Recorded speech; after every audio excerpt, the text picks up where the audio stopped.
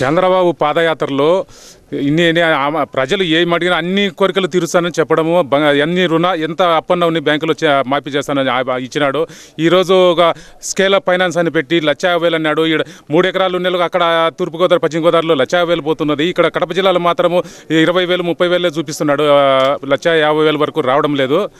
ఆయన చెప్పిన హామీలు డ్వాక్రా వాళ్ళకి ఎరకు ఏమీ చేయడం లేదు. వాళ్ళకు చెప్పే ఎరకు నిరుద్యోగ 2,000 రూపాయలు నిరుద్యోగ వృత్తి ఇస్తాడు, దానికి ఎరకు లేదు.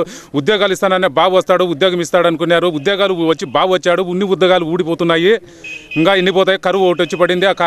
ఏది ప్రజలు పట్టించుకున్న పాపన పోలేదు. ఈ చంద్రబాబు నాయుడు గవర్నమెంట్లో ప్రజలు హింస ఒక నరకయాతన అనుభవిస్తున్నారు ప్రజలంతా. జపాను, సింగపూర్, మలేషియా అంటాడు కానీ ఇక్కడ ప్రజలకు చేసింది ఏమీ లేదు. దినం పర్యటనలో జరిపినా కానీ ప్రజాసేవ చేయాలని ఏ కోచనా లేదు చంద్రబాబు నాయుడు గారికి. ఇంత మా జగన్మోహన్ రెడ్డి గారే ప్రజాపక్షాన నిలబడి దీక్షలు చేసినప్పుడల్లా ఇదో ఇస్తానని కబ్బి మాటలు చెప్తాను ఉన్నాడు కానీ ఒకటి పర్మనెంట్గా చేసిన పాపన పోలేదు.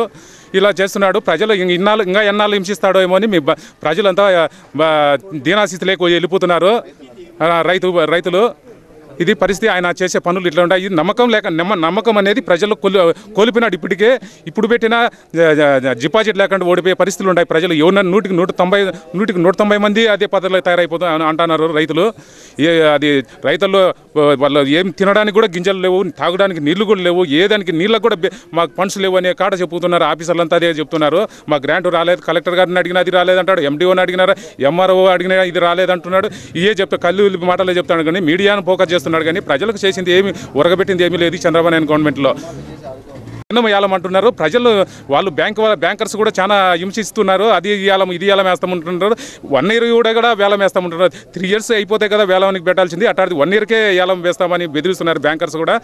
దీని మీద ఏ పొలిటికల్ లీడర్ కానీ మంత్రి కానీ ఎవరు మాట్లాడమే లేదు. అంతా వచ్చి అది ఇది అని చెప్పి పేపర్లకు మీడియాలకు ఇస్తున్నారు. అంతేగాని ప్రజకు ఒరగబెట్టింది ఏమీ లేదు ఈ చంద్రబాబు నాయుడు గవర్నమెంట్లో. కడప జిల్లా పేరు వై జయరామ్ రెడ్డి.